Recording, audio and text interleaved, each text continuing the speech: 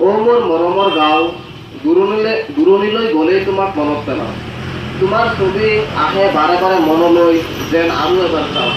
তোমাক চাই চাই হেঁপাহ নপলাই, জানো কিবা ৰাখিছা তোমাৰ বুকুত সজাই। সেউজীয়া গছ গছনিৰে ভৰপূৰ মোৰ গাঁও, তোমাৰ দৰে এনে মৰমৰ গাঁও আৰু ক'তো নাপাওঁ। কেতিয়াবা দূৰণিলৈ ফুৰিব যাওঁ, পৰম শান্তি কিন্তু তোমাৰ বুকুতে আহি পাওঁ।